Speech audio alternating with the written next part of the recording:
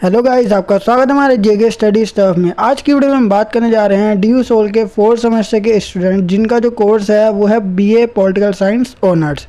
साथ ही साथ उनका जो एग्ज़ाम है वो मतलब कि कल है 20 मई को। ठीक है, political process and institution in comparative perspective ये अपना सब्जेक्ट है। इसका एग्ज़ाम है 20 मई को और इसका जो एग्ज़ाम कोड है वो है 12321401। इस सब्जेक्ट से रिलेटेड मैं सारी की सारी यूनिट्स जो है 4th तक कंप्लीट करवा चुका हूँ और हमारी जो लास्ट यूनिट का और 6th चैप्टर बचा हुआ है वही बस इस वीडियो में हम कवर करके देन उसके बाद हमारा जो ये पॉलिटिकल प्रोसेस का जो सिलेबस है वो कंप्लीट हो जाएगा। और ये जो अपनी लास्ट यूनिट है 5th यूनिट जिसका चैप्टर नंबर 6 है, ये बहुत ही छोटी है। इसमें 2 टॉपिक के बारे में हमको क्या करना है, थोड़ी इन्फॉर्मेशन कलेक्ट करनी है ताकि हम एग्ज़ाम में सही से लिख सके। सो गाइस चलते हैं अपनी वीडियो की ओर। So without wasting time let's begin our video. So guys अपना जो चैप्टर नंबर 6 है इसमें हम बात करेंगे राजनीतिक प्रतिनिधित्व क्या होता है, डेफिनेशन के साथ साथ इसकी थोड़ी इन्फॉर्मेशन और साथ ही साथ महिलाओं की विश्व के अंदर मतलब कि जो वर्ल्ड है उसमें महिलाओं का राजनीतिक प्रतिनिधित्व कैसा है, मतलब कि ज़्यादा है कम है, उनका योगदान ज़्यादा है या कम है। तो इस वीडियो में हम इसी बारे में बात करेंगे। तो सबसे पहले हम देखते हैं चैप्टर नंबर 6 में हमारा क्या है, राजनीतिक प्रतिनिधित्व और विश्व में महिलाओं का राजनीतिक प्रतिनिधित्व। ठीक है, तो सबसे पहले हम बात करते हैं राजनीतिक प्रतिनिधित्व की। तो इसकी डेफिनेशन क्या होती है, सबसे पहले हमें टॉपिक का मतलब पता होना चाहिए। तो देखते हैं राजनीतिक प्रतिनिधित्व। कई प्रकार की राजनीतिक संस्थाएं होती है, उनमें जनता का प्रतिनिधित्व करना ही राजनीतिक प्रतिनिधित्व कहलाता है। मतलब कि राजनीतिक प्रतिनिधित्व के लिए बहुत सारी संस्थाएं होती है। अब संस्थाएं क्या होती है, देखो सिंपल सा वर्ड है। सरकार के जो 3 पार्ट होते हैं, ठीक है, सरकार जो है ना उसके अंग होते हैं मतलब कि 3।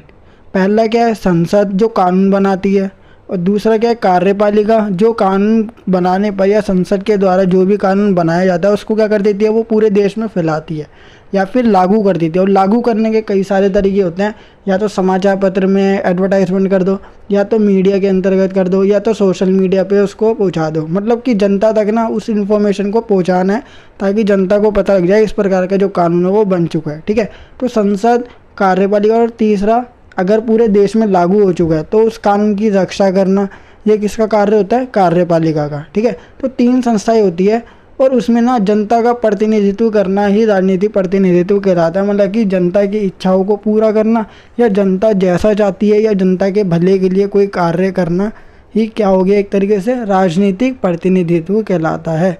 और राजनीतिक प्रतिनिधित्व जनता का भला कैसे करेगी, देखो कोई भी कानून बनता है वो संसद में बनता है, और संसद कानून क्यों बनाती है, ताकि जनता ग्रो कर सके या फिर जो देश है उसका विकास हो सके। ठीक है, और दूसरी बात उसको लागू करने का मतलब है जनता को पता लग जाए कि उनके भले के लिए कोई कानून बन चुका है।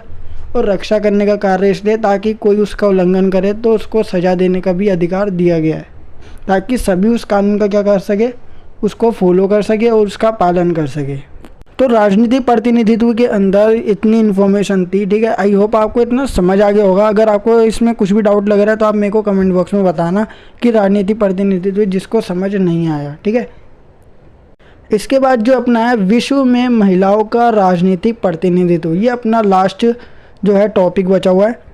और इसके बाद मैं आपको एक और बात बताना चाहता हूँ, जिसका एग्ज़ाम मतलब कि 20 मई के बाद 21 को है हिंदी का, उनके ऊपर भी मैं वीडियो लेकर आऊँगा। क्योंकि बहुत से बच्चे कमेंट कर रहे हैं कि मतलब कि सर 21 को जो एग्ज़ाम है उसकी भी प्रिपरेशन कराओ।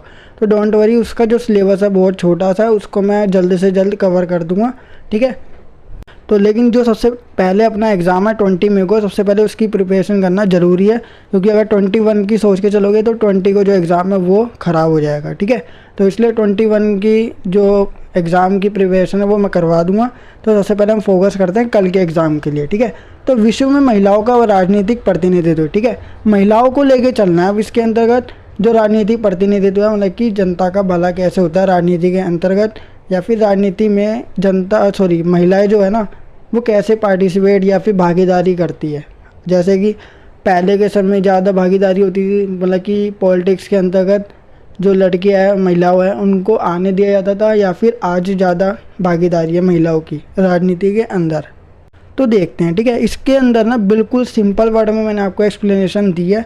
तो देखते हैं विश्व में महिलाओं को राजनीतिक प्रतिनिधित्व। ठीक है, महिलाओं का वर्तमान समय मतलब कि आज के समय में राजनीतिक प्रतिनिधित्व बहुत ही क्या हो रहा है, कम। मतलब कि राजनीति के अंदर, पॉलिटिक्स के अंदर, चाहे वो चुनाव को लेकर हो या किसी भी चीज़ को लेकर हो या अधिकार को लेकर हो, राजनीतिक अधिकार किसी भी चीज़ को लेकर, जो चीज़ किससे जुड़ी है, राजनीति से, वो क्या हो गया है, बहुत ही कम है। मतलब कि महिलाओं को अधिकार कम दिए जा रहे हैं कि तुम चुनाव नहीं लड़ सकती, ठीक है, चुनाव में खड़े नहीं हो सकते, ये सब। और आज के समय ये बहुत ही समस्याग्रस्त क्षेत्र है, मतलब कि बहुत समस्या या फिर प्रॉब्लम वाली बात बन चुकी है।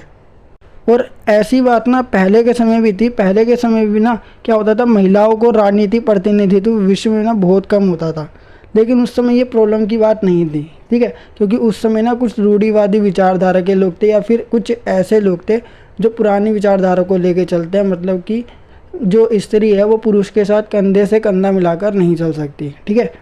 मतलब कि पुरुष को ज़्यादा बड़ा माना जाता था और स्त्रियों को ना के बराबर, ठीक है। उनको घर तक ही सीमित रखा जाता था पहले के समय में। लेकिन आज क्या है, बहुत सारे अधिकार बना दिए गए, लेकिन फिर भी राजनीति के अंदर महिलाओं की भागीदारी बहुत कम है। तो आज के समय में ये प्रॉब्लम वाली बात बन चुकी है, ठीक है। आगे देखते हैं, क्योंकि पहले के समय में, ठीक है, पहले के समय में महिलाओं की भागीदारी बहुत कम होती थी पॉलिटिक्स के अंदर, क्योंकि पहले के समय में ना महिलाओं की ऑटोनोमस आइडेंटिटी नहीं होती थी, उन्हें खुद की आइडेंटिटी नहीं होती थी। पहले के समय में ना देखो, पहले के समय में महिलाओं को पिता और पति के अधीन माना जाता था। मतलब कि जब भी उनको, जैसे इसमें लिखा हुआ है, पंचायत के समय, जब भी पंचायत होती थी, जब महिलाओं को पुकारा जाता था तो उनका नाम नहीं लिया जाता था, बल्कि उनको उनके रिश्तेदार में जो पुरुष होता था उसके रिश्ते से पुकारा जाता था, ठीक है। जैसे कि उसकी बेटी, ठीक है, कोई लड़का है उसकी बेटी, कोई मतलब कि पिता है उसकी बेटी, या फिर कोई भी लड़का है उस, ठीक है, उसकी पत्नी, ऐसे कहकर पुकारा जाता था। लेकिन उनका नाम मेंशन नहीं किया जाता था किसी भी राजनीतिक व्यवस्था में, ठीक है।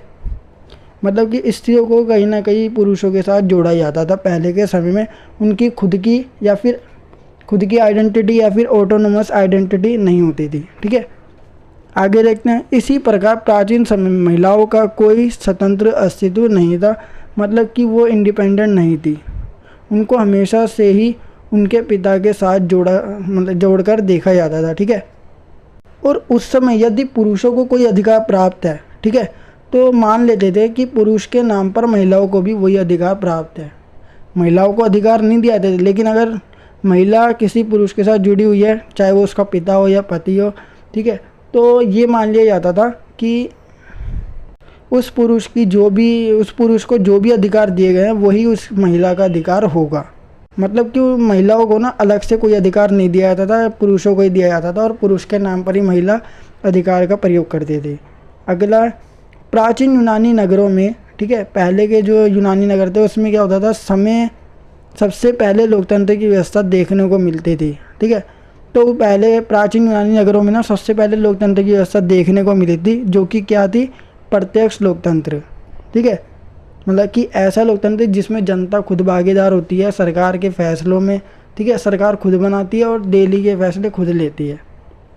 लेकिन इस व्यवस्था के अंतर्गत किसी भी महिलाओं को राजनीतिक अधिकार प्राप्त नहीं थे। मतलब कि महिलाओं को ना बराबर का दर्जा नहीं दिया जाता था राजनीति के अंदर। केवल पुरुष ही क्या कर सकता है, राजनीतिक अधिकार प्राप्त कर सकता है। महिला शुरू से ही एक उत्पीड़ित वर्ग रही है, ठीक है, उत्पीड़ित वर्ग रही है महिला शुरू से ही। 18वीं शताब्दी में कई महिलाएं संगठन बनाना शुरू हुए, ठीक है। मतलब कि 18वीं सदी जब आई तो उसमें कई महिला संगठन जो है ना बनना शुरू हुए।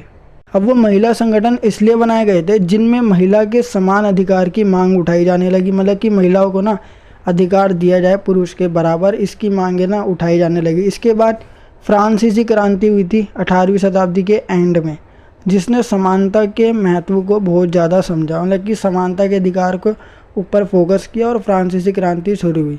कई प्रकार के विद्वान जैसे वॉलस्टोनक्राफ्ट, J.S. मिल, हैरियट मिल, इन्होंने क्या करा, स्त्रियों या फिर महिलाओं के समान अधिकार की बात भी राजनीति विज्ञान में रखी है, ठीक है। ये कुछ विद्वान ऐसे हैं जिन्होंने ना समान अधिकार के लिए, महिलाओं को भी अधिकार मिलना चाहिए पुरुष के बराबर, राजनीतिक अधिकार या फिर कोई भी अधिकार मिलना चाहिए। तो इसको लेकर ना राजनीति विज्ञान में ना अपनी कुछ बातें इन्होंने रखी थी। J.S. मिल, हैरियट मिल और वॉलस्टोनक्राफ्ट, ठीक है, ये ऐसे विद्वान हैं। तो एक तरीके से हम कह सकते हैं 18वीं सदी में ना महिला ने क्या करनी शुरू कर दी थी, एक तरीके से विद्रोह कहते हैं या क्रांति कह लो, वो शुरू करती और कई प्रकार के संगठन बनाए। ठीक है, उन्होंने क्या करा, हमको समान अधिकार चाहिए, इस प्रकार की कई आवाज़ें उठाई। ठीक है, तो इसी के साथ उन्होंने एक और कदम उठाया, नारीवाद। ये विचारधारा पूरे विश्व में फैलना शुरू हुई। इसके अंदर महिलाओं को पुरुष के समान अधिकार दिलाने की बात की गई थी नारीवाद के अंतर्गत, कि महिलाएं जो है पुरुष के साथ कंधे से कंधा मिलाकर चल सकती है। जो अधिकार पुरुष को दिए गए हैं वही अधिकार महिलाओं को भी मिलने चाहिए। इस प्रकार की ना जो विचारधारा है वो उत्पन्न होने लगी। और बाद में क्या हुआ, 19वीं सदी में ग्रेट ब्रिटेन और यूएसए, ठीक है, यूनाइटेड स्टेट ऑफ अमेरिका, इसमें सार्वभौमिक वयस्क मताधिकार, मतलब कि सबको मत देने का अधिकार है, चाहे वह पुरुष हो या फिर वो स्त्री हो। ठीक है, 18 साल से ऊपर का कोई भी व्यक्ति अगर वो नागरिक है और उस वयस्क हो चुका है तो उसको वोट देने का अधिकार है। ठीक है, तो इसको लेकर महिलाओं ने भी संघर्ष किया, क्योंकि पहले यूएसए जो ग्रेट ब्रिटेन है उधर भी महिलाओं को अधिकार प्राप्त नहीं थे। अब सबसे पहले महिलाओं को वोट देने का अधिकार सबसे पहले कहाँ मिला था, 1893 में न्यूजीलैंड में दिया गया था। ठीक है, कि महिलाएं राजनीति जो है उसमें भाग ले सकती है या फिर वोट दे सकती है।